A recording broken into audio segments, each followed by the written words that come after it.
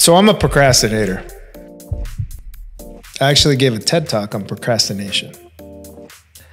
Not solving it, not giving you tricks and tips on how to beat procrastination, but just realizing it. If you're a procrastinator, own it. You know, and there's a few quotes and poems that I've written over time about that. Someday, one day. How about today? Today is someday.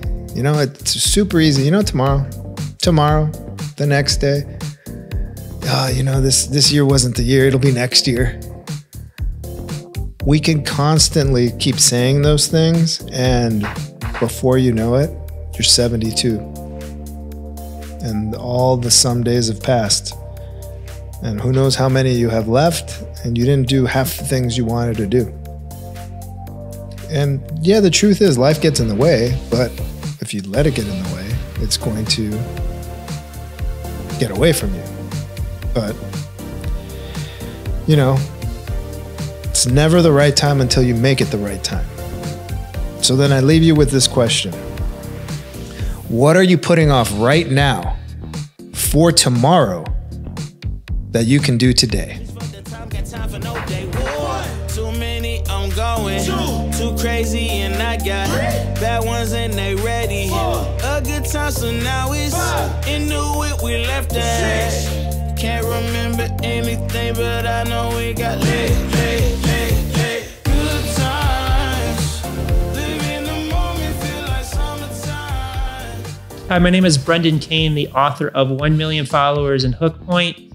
It's an amazing conversation. We really dive deep into how to connect with people at scale, how to share your message with love with millions of people around the world. So true pleasure to connect with all of you. Thank you for tuning in, and look forward to getting your feedback on the conversation that we had today.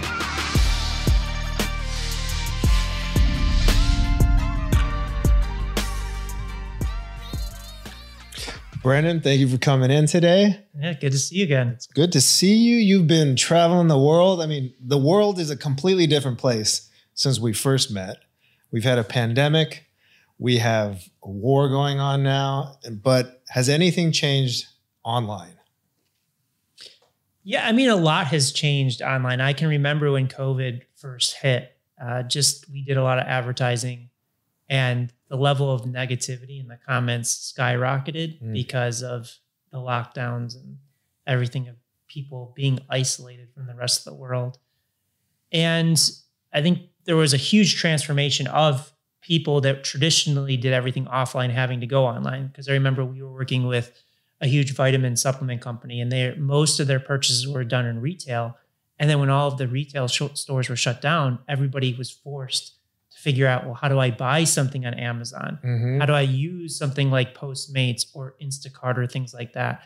So I think there was a massive transition in many different ways, some negative, some positive, but it definitely had a huge impact on the world overall. And we're still kind of figuring out what that end result is going to look like.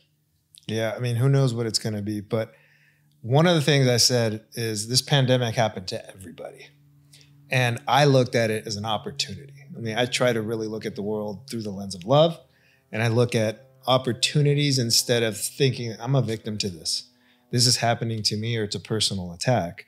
What can we do to shift and change? And everyone had to change. Everyone had to audible. Everyone struggled, and everyone got through it. And a lot of this stuff that I found is people were now at home. They were spending time with their families.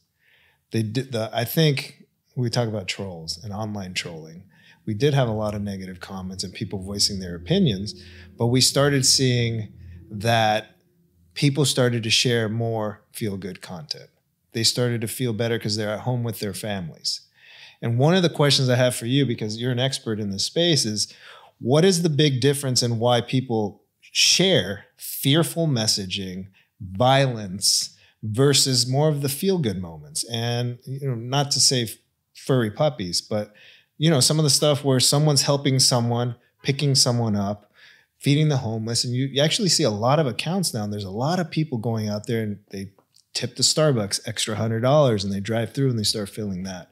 But what's the biggest difference right now with those two types of content? Well, I mean, you hit it on the head. It's emotion. Does a piece of content make you feel something? And if it makes you feel something, either negative or positive, the chances of you sharing it increase significantly. So, and I don't think that this is a new principle. This was around pre-social media, but you look at somebody like a Mr. Beast, all positive, Jay Shetty, all positive. You want to talk about the negativity, a lot of that is fueled by news organizations, you know, and that is just, I think they have taken the principles of fight or flight is going to grab attention, create emotion to get people to tune in to watch this or share this. I mean, I lived that for 2 years. I worked with Katie Couric when she was doing stuff at Yahoo. So I saw those principles going into it. But again, I wouldn't say that it's, you know, some people will say, well, negativity gets shared more than positivity. I would say there's more negative content from a news standpoint because news organizations have been doing it for decades and have gotten really good at it. And now this new creator ecosystem is now just getting its foothold in and thus getting better at telling those positive stories. So I don't know that you can say that, oh, negativity shares more than positive. I think there's more negative stuff pushed like COVID or the war, things like that from these new organizations. And again, that makes you emotionally feel something.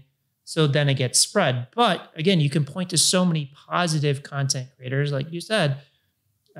There's the Dodo, like all these positive inspirational stories about animals, like the World Economic Forum about transformational technologies. There's so much of that positivity out there that you can tap into. So I can completely agree with that because every time you turn on the TV, I don't even watch the news anymore. I don't either. Because it's just a buffet of fear, right? It starts with the weather, and that might be the best part of the segment. And then it's traffic, and then it's murders, and then it's killing, and it's politics and war and the agenda. So, and then you have the agenda of where is this new news organization sharing from? And I just couldn't start doing that and taking that in and that kind of content in anymore. So I'm sitting here, I mean, I'm painting love around the world, and I started by painting on a wall. And I thought, we can have a conversation, or I can go on a stage and have a conversation with a crowd, or I could paint a wall that 40 to 50,000 people can drive by every single day. And I started seeing that impact and the results. And the power of social media was people taking a photo of it and sharing how it made them feel. And that's the one thing we don't have when we turn on the TV, right? We're talking to a box. We can't really tell it how we feel. And they're not going to take our feedback to show us what we actually want to see and experience. Yeah.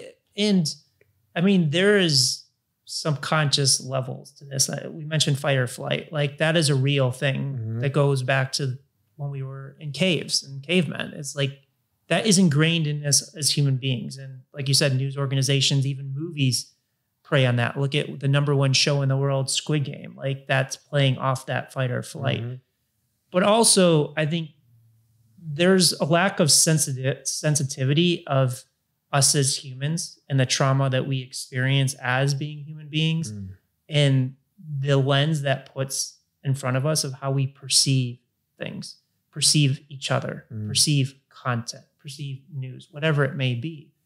And again, the more that content is put in front of people, again, we have this lens that's in front of our face of all the trauma that we've experienced. And that trauma can be severe or maybe just unconscious that causes us to react and respond in certain ways. And I don't think that when content creators are creating content that they actually put that into consideration.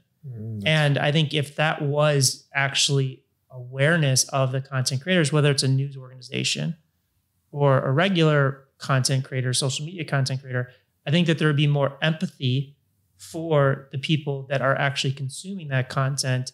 And there'd probably be more thought of, should I be putting this story out into the world? That's a great perspective. And I could say, it's probably, are we thinking about the human? Are we thinking about their stories, their traumas? Are we triggering them? And are we triggering them to stay in their pain? And now we're commiserating. We're like, did you see that? Yeah, it made me feel this way. You're feeling that way. Okay, we both feel this way. Let's just go feel bad together. Yeah. And a lot of content creators, when they're putting negative stuff into the world or even positive stuff, it's being triggered by their trauma. So they're releasing content a lot of times unconsciously of, I want to share this message because this is how I feel. Again, either positive or negative, without truly understanding this is the reason that I feel this. And that's where a lot of the trolling or the conflict or the arguments come into play. So let's talk about that. I really love the context of finding the reason of what you're sharing, how and what am I feeling right now. So in your experience and in your work, you talk about hook points and you talk about garnering people's attention within 3 seconds, how to grow your social media presence. Are you thinking of the reasoning? Are you thinking of how does this affect me? How's it going to affect someone else? And how are we tying that all together? 100%. I mean, so let's talk about hook point. Like the reality of the situation, and most marketers or people that are creating content fundamentally don't understand the transition or the transformation of the world that we live in today. So if we go back pre-social media, 20 years ago, maybe there's 1 million content creators on the planet that are reaching the masses. Because you had to go through a television station or a radio station, a Madison Avenue agency. It wasn't available to everybody. You fast forward to today, in the height of social media, there's 4 billion content creators on the planet, pushing upwards of 200 billion messages into the world every single day. It's incredible. So whether you're a movie studio or an individual, you're on a level playing field in that you can click a button and release a piece of content.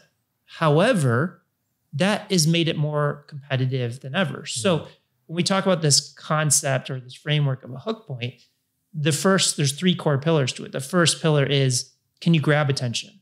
Because if you can't grab attention, typically in those first few seconds, you get lost in the noise, because social media platforms, people have billions and billions of pieces of content to choose from. So that's the first step. And if you don't master that step, you're lost. The second step is, okay, now you've grabbed that attention. How can you hold that attention for as long as possible? Because we're not talking about clickbait. We're not talking about just grabbing attention for the sake of it. We actually need to tell a story to convey the value that we're providing to this individual person. But then the third part is, well, how do we monetize that attention?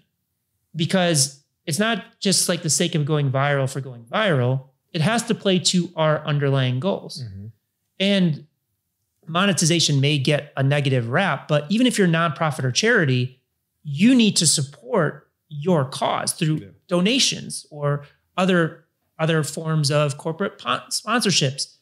And then with monetization and we've seen this, since I was working with influencers back in 2006, before it was even a term, is like, there is creator fatigue. There is creator burnout, because, and this as an artist, is like, if you have to work 2 other jobs to support your passion, like eventually, if you can't support yourself full time doing this, you're going to burn out. Like it's just going to be not sustainable. So again, it's critically important to have all those 3 key pillars. How do you grab attention to rise above that noise? To the second core pillar of, okay, I had that attention. How long can I hold it to get my point across, to get my value across? And then 3, how do I actually turn that into a sustainable model so that I can continue doing this full time and I can scale it? So you follow those 3 principles, you're going to be able to take the energy that you're putting into this creation and actually start tracking it, provide some KPIs, look at what we're moving forward. And you make it sound so easy.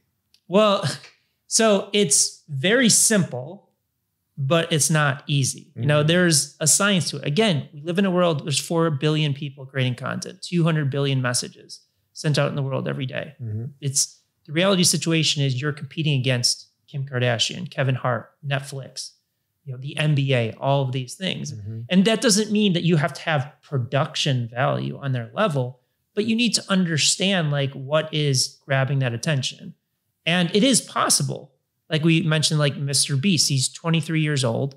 He, across all his channels, he's the most followed influencer, 200 million subscribers. But he started when he was like 13 years old in North Carolina, and he hasn't moved. So it is possible to do it, but you have to master those principles. And it's just so fascinating. We work with companies that are pre-revenue all the way up to companies that are doing like 35 billion a year in revenue. And for some reason, because you can just click a button and post content, people think social media or creating content for this world today is just super simple. And I'm sure you get that as an artist, is people who may look at your art and they're like, oh, he's just painting love on something. Yeah. But there's a deep science and expertise and hard work of understanding how to contextualize that message so it truly connects with people. So it's definitely not easy, but it's very simple in terms of the things that you have to master. So follow the formula. That's what's simple. But figuring everything else out is the magic behind that, right? Yeah. And I would say a lot of it is I play the long game. And I think a lot of people, if you're in it for the long game and you're really trying to figure it out and learn it, you know, I've been trying to follow your principles for a long time. And even sometimes I get lost. I'm like, it sounds so, as I said earlier, easy, but it's not. But it is simple, but it's continuing to do it, not stopping. Continuing to put content out there, continuing to stick on the mission.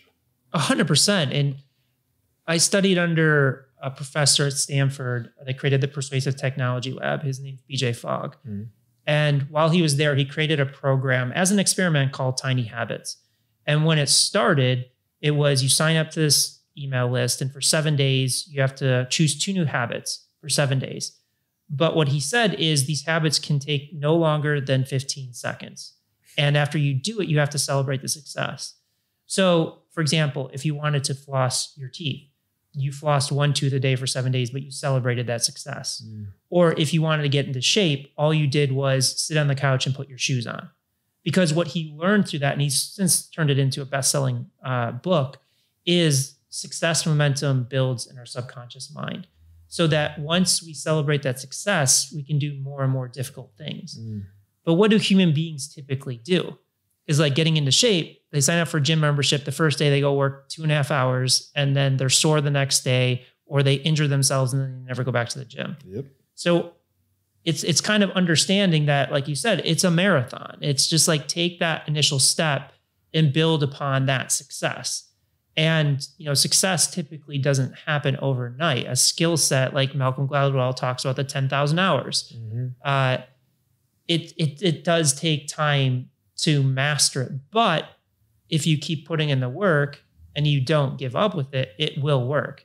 But it's so funny when you talk about like negativity and like even perceiving things through trauma, it's most people will buy the book, buy the course, go to college, listen to a guru, try it for a week. It doesn't work. And then they blame the system. Yeah.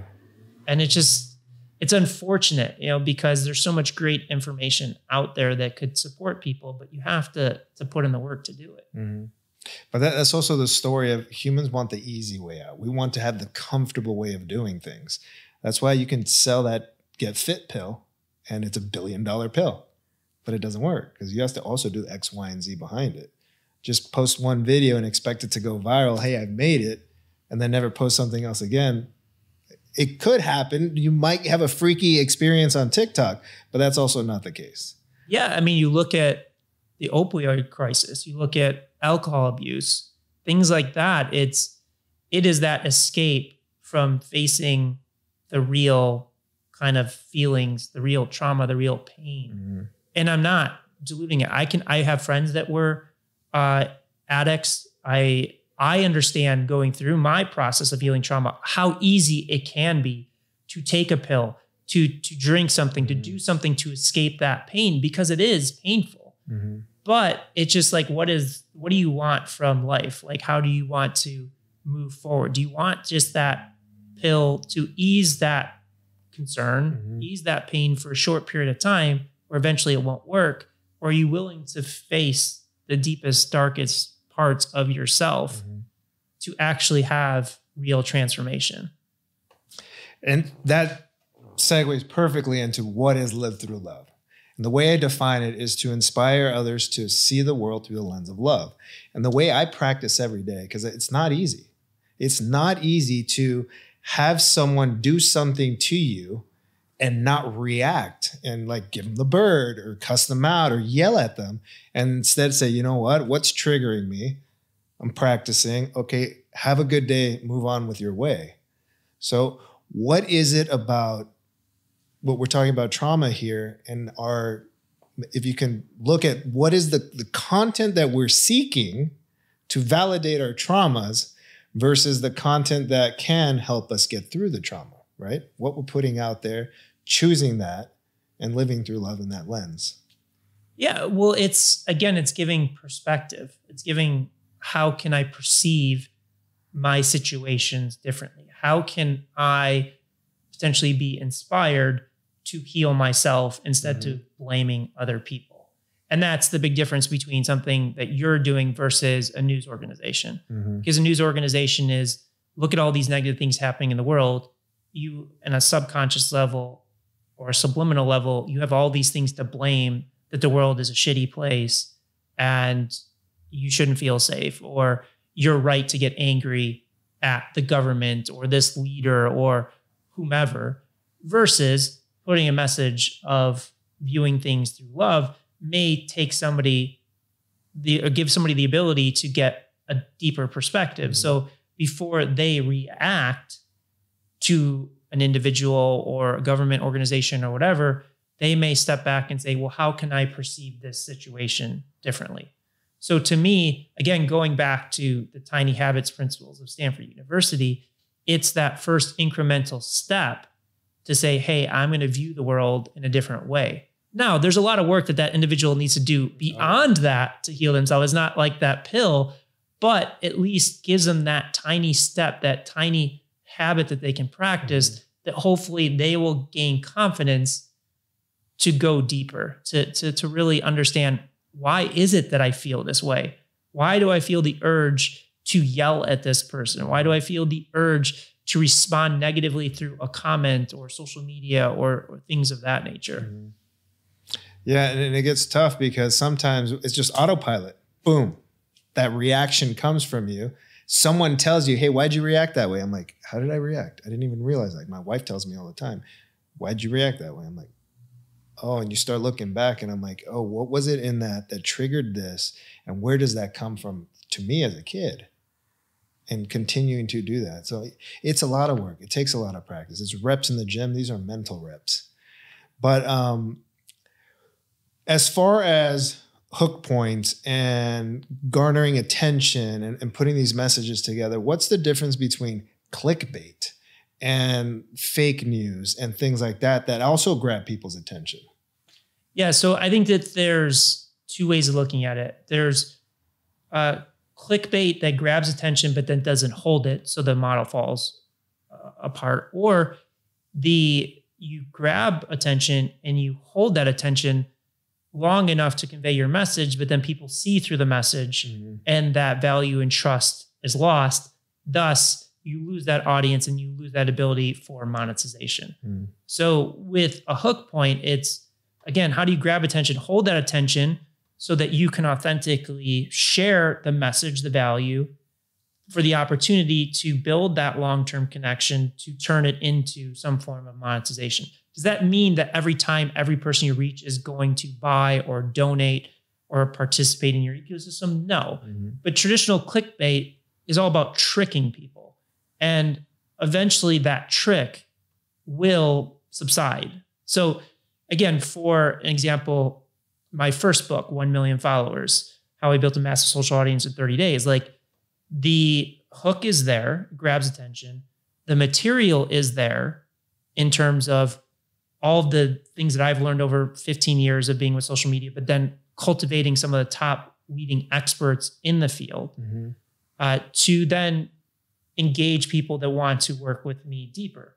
However, there is negativity around the book.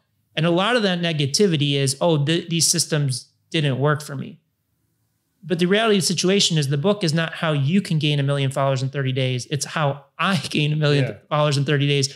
And here's different perspectives from world leading experts on how to do it. So again, nobody has 100% success rate with a message. Your best hope is just be authentic and share the value that you have to offer. And there will be people that engage with it and, get value from it. And there will be people that don't do it. I mean, another situation is a lot of companies, especially during COVID and all the things that came around, even it's happening with Ukraine now, is companies are now trying to do these things to get behind these causes, but you can read through it from a marketing perspective versus other companies like, I don't know if you saw Airbnb, but Airbnb started with just individuals renting people's houses in Ukraine to support. And now Airbnb has gotten behind it. That feels authentic to me. Yeah. But you can point to many other companies where they're saying, well, we are donating a percentage of proceeds to Ukraine, which is great, but it's not authentic to how they typically represent themselves. So people can typically see through that. So there is a fine line of like how you really go and approach these things. So it's not coming off like clickbait or just tricking people into doing something. Yeah, because if you start chasing cultural events, like we're all creating cultures, we're all media machines now, right? Anyone could create content, put it out there and chase it. Some of the stuff that I see through or kind of irks me as a creator and seeing that this could happen with other creators or companies is now clout chasing. You jump on something because it's relevant news with the intention of grabbing attention in a clickbait style. And then you're taking it and maximizing it and waiting for the next news drop. And then you flip to that thing. Like I'm seeing this consistently over and over. Have you been seeing this with creators or anyone as far as Yeah, you see it all the time. And it's also, I think you could talk about NFTs with this. Yeah. Is everybody, I'm not going to say everybody, a lot of people jumped on the NFT bandwagon because they saw the dollars, not because they looked at it and like, how can I leverage NFTs to connect with my audience? How can I leverage NFTs to offer more value to people? And that's why you see a majority of NFTs failing. And we were talking about it previously. It's like, I would say, I don't have exact data, but I would suspect that 90 to 95% of NFTs fail. And it's typically because they don't have an audience. It's just, we have so many people coming to us that say, we want to launch an NFT. And it's like, okay, do you have an audience? Do you have people that have bought into your brand? And they're like, no. It was like, well, then why are people going to buy it? Oh, because it's NFT. Well, it's like, really? Like that doesn't like correlate. So I've seen it a lot with that, but you see it, especially in social media, as well as we see a lot of the principles being taught, and it's all around trends. It's like, oh, jump on Instagram Reels because there's more reach. And sure, you may go viral like once or twice or capitalize off of it for a short period of time. But if you don't have the fundamentals of how to create content, how to create story, it's ultimately going to fail. And then you're not going to know why it fails. And then you're going to be left hanging out there. Or we were talking previously about Facebook ads, and a lot of people with the iOS 14 updates struggling with that because the auctions are off, the attribution's off, the tracking's off. And if you don't have the fundamentals of understanding how the systems work, how to tell effective stories, how to adapt to the situation, then you ultimately fail. So like so we have a viral content engineering process that we developed over 6 years that's backed by 50 billion views and over 100 million followers. And the fundamentals of that process starts with research. So what we're doing is we're applying the scientific method to creativity. And because most people, when they're creating creative content campaigns, they are starting with a brand guideline, or they're just going straight to ideas because they think it's a cool idea. But that typically falls flat because there's no fundamental to determine, is that hypothesis, is that idea a good idea? So everything that we do is starting in research. So the amazing part of the world that we live in today, there are billions of data points that are available to us for absolutely free. Like we go and scour the web to identify what content formats work, what storytelling mechanisms, what are the performance drivers, both high and low around content. What's the difference between organic versus paid? With paid, we have all these ad libraries available. So I can dig into any brand, see the ads are running, see the landing pages, go through the user journey, and use all of this intelligence to inform our decisions. Now, it's not, we're looking at the context of how they're delivering these messages, not necessarily the content, because we don't want to steal their content, but the way that they package that information. Absolutely. And because we fundamentally start with research in our process, it doesn't matter what algorithm change happens, what platform comes, whether we live in a full NFT world, metaverse world, or stay in traditional 2.0 social media, is our system works. Because we can always use references, we can always use research to inform our decisions. Because when we think about developing a cure for a disease or developing a new vitamin supplement, it's not like we just come up with an idea and just make it. We leverage centuries of data to inform our advancements. And we almost have to because of the FDA and the government regulations. Yet when it comes to creativity, for some reason, we throw all these data points out the window and we're just like, well, we just want to be completely original. And it's like, that just doesn't work.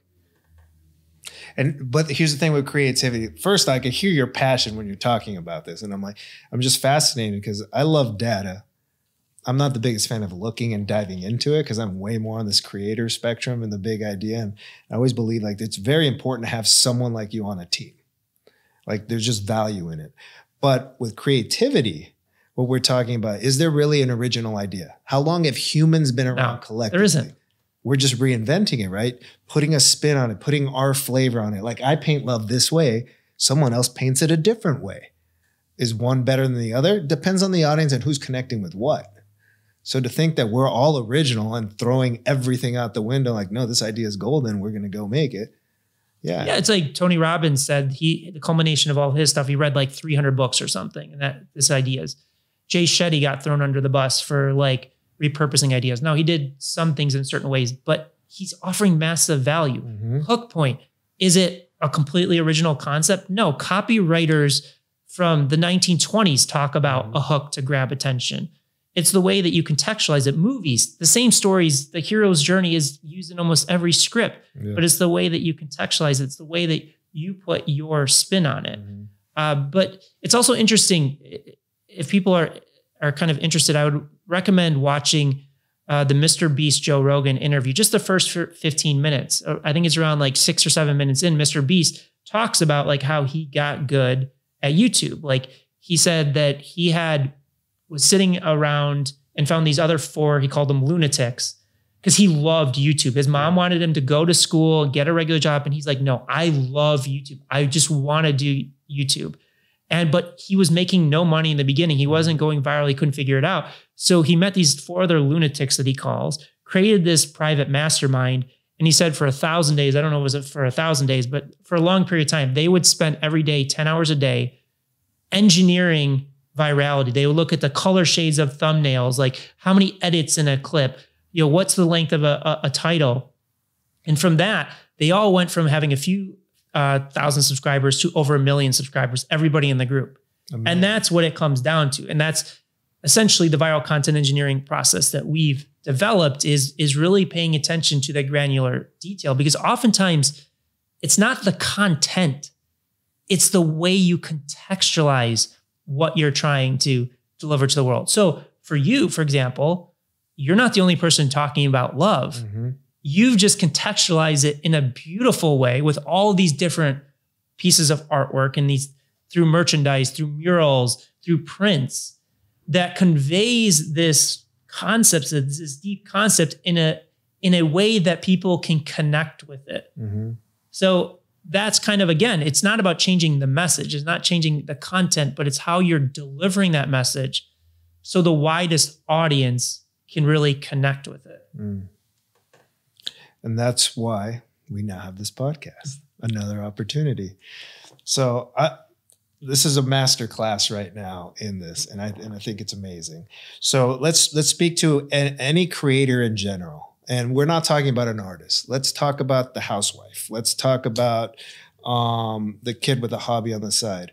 What are 5 key takeaways that Joe Schmo can be like, I have this really crazy hobby and I just want to really get it out there, to be able to deliver this message with no big budgets, no big ad spends, and just consistently replicate that. Well, I think it first starts with what is the key problem that you're solving? And when I say problem, I say, what is the conscious problem? What is the everyday stressor? What wakes people up in the middle of the night in cold sweat? What are the exact words that they're using in their head? Because oftentimes you have to be able to solve a problem in some way to really offer value, or to anchor your solution, your product, your service, or your message to this problem. So that's a fundamental place to start, is like, are you really solving a big enough problem with what you're trying to go after? Once you have that, then I would just look at, how am I going to be able to grab that attention? And grabbing attention can be one-to-one. Like, we do a lot of work on B2B, like with major corporations. Like, how do you grab attention of a CEO of a Fortune 500 company?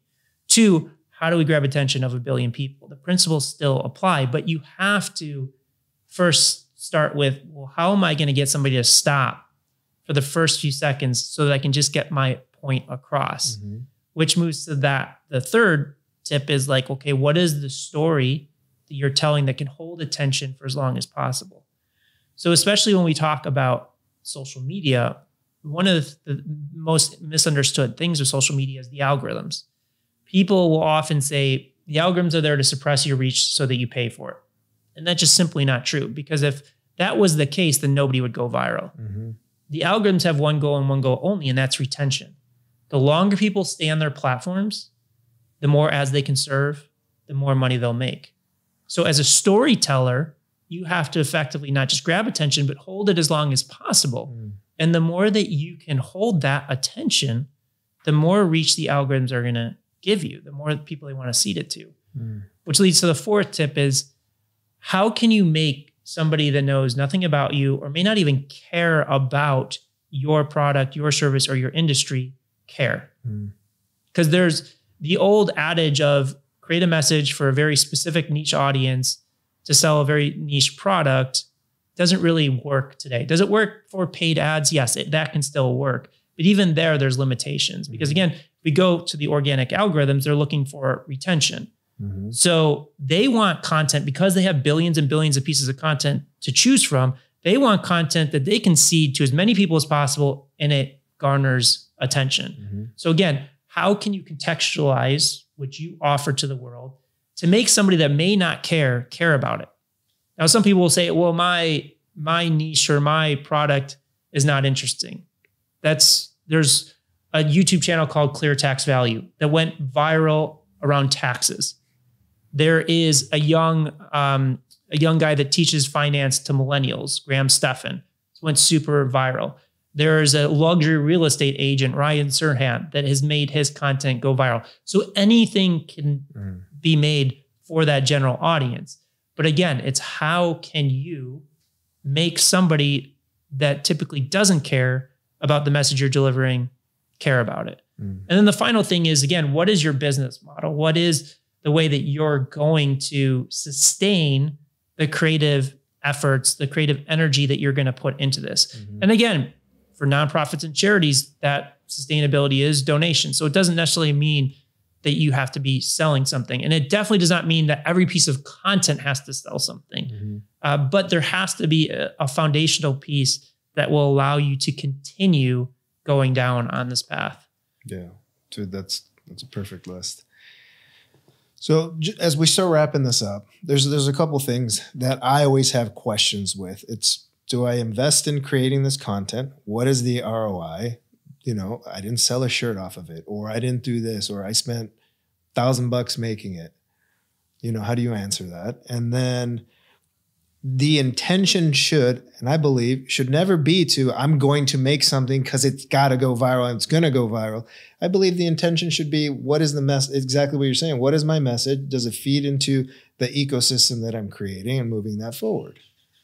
So, but the hardest part, I was like, do I put this out? Do I not put this out? When do I put it out? When do I not put it out? And that thing that everyone always says, oh, it's the algorithm. I hate Instagram and the algorithm. And I think if we don't blame anything else and just control it, go through your 5 tips, go through that list of grab their attention, hold it, and keep it. I think we're going to be in a good place. Yeah. And it's, again, that's why we focus on research, because you can blame the algorithms all day long, but if other people are having success, it's not like the algorithms are hand selecting people just at random to push their content. I mean, it doesn't play to their business goals and objectives. They anoint the special few. Because if that was the case, then they would prioritize Apple or Nike or Red Bull, these companies that spend hundreds of millions of dollars in ad revenue on their platform. Yeah. But that is not their underlying business model. So again, if something is not working for you, whether it's social media or otherwise, that's why I always love to look at references and research to stack up what you're producing against what they're producing.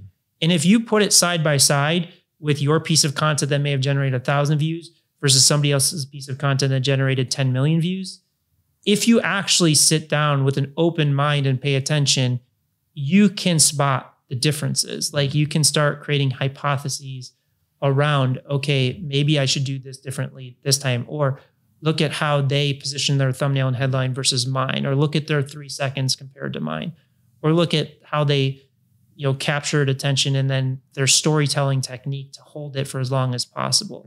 So the answers are out there, and the beauty is the answers are out there for free. It's just, are you willing to do the work? Are you willing to, actually recognize, hey, I don't have all the answers, but I'm willing to go and get them. Yeah. No, it's perfect. I got a lot of homework to do personally. We all do. I want to start comparing that. And, Instagram just announced something this week. They're going back to chronological feed, and now there's a favorites feed. How do you think that's going to play into the role? And one thought is, do you as a content creator now talk to those 3 types of feed opportunities that people are getting? There's the normal algorithm, what it's pushing.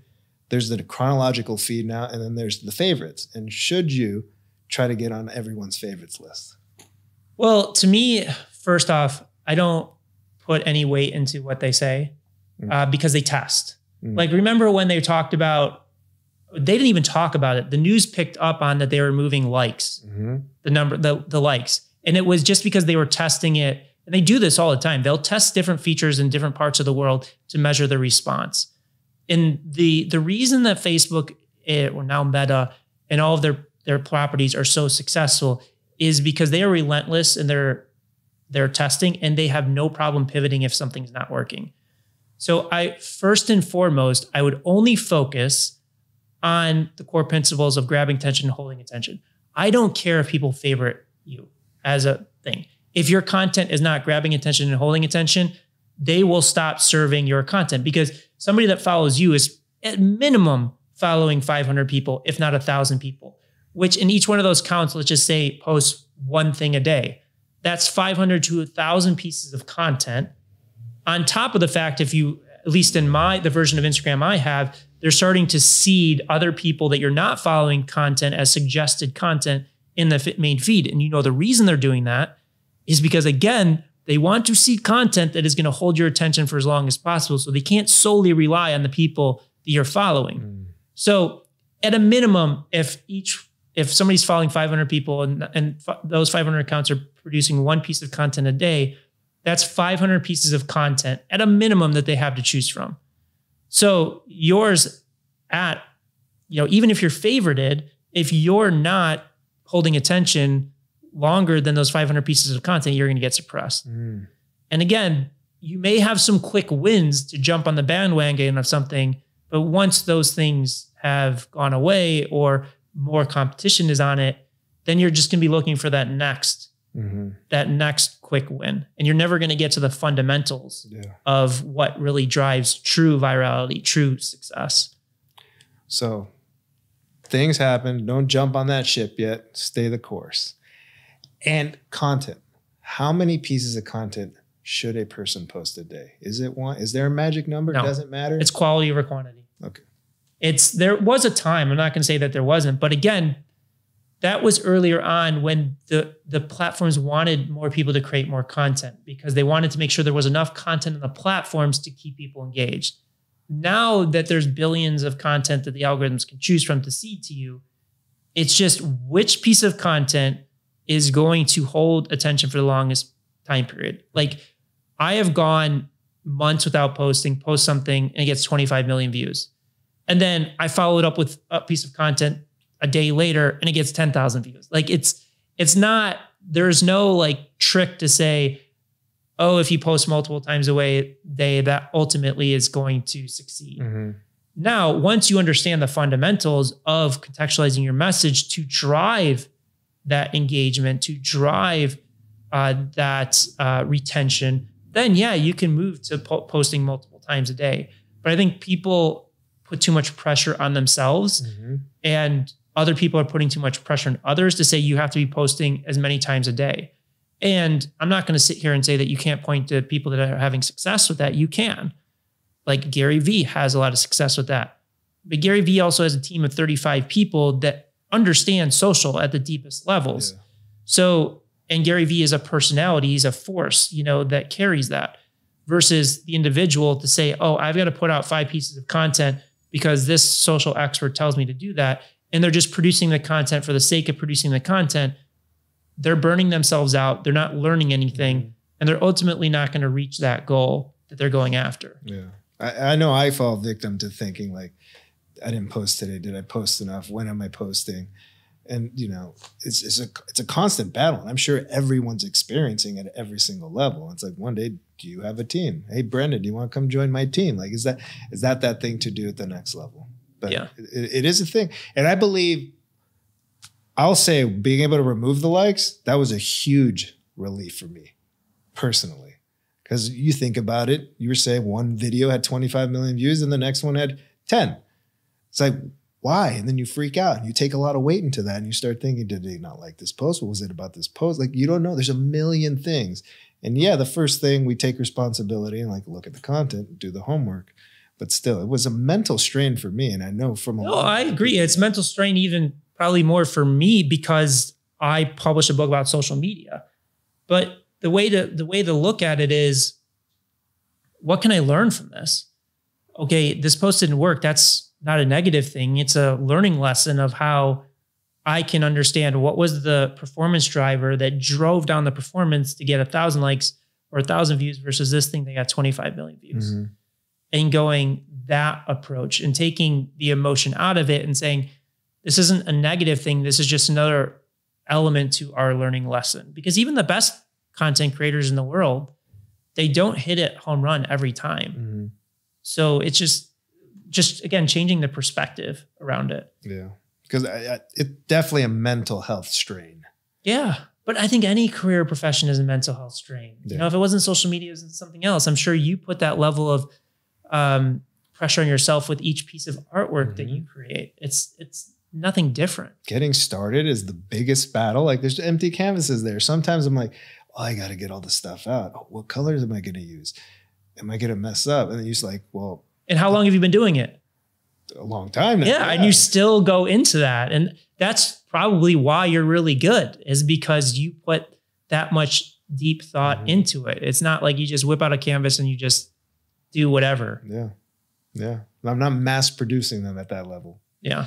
So last ultimate thing is, Brendan, how do you live through love? How would you define it? Or maybe what's your hook point around it? To me, it's all about healing yourself, understanding yourself at the deepest levels, because I don't think that you can fully realize love, whether it's a friend, a romantic partner, connecting with millions of people around the world, until you fundamentally understand yourself and heal yourself. Because that, again, everything that we go through puts a filter on it. And if you don't understand that filter and understand how to heal the things that cause that filter, then you're never going to truly connect with an individual or millions of people in a deeper way. Well said. Is there anything I missed that you may want to interject or add to our conversation? I think we covered a tremendous amount of ground. Where can everyone find you? I think the best place to start is go to hookpoint.com, where they can dive a little bit deeper into the methodology. If they want to check out our books, Hook Point or 1 Million Followers, they're anywhere books are sold. If people want to go to book.hookpoint.com or book.1millionfollowers.com, there's like additional learning materials that you can get as add-ons to the books. But that's the best place to start. Awesome. Thanks for joining us. Yeah, my pleasure.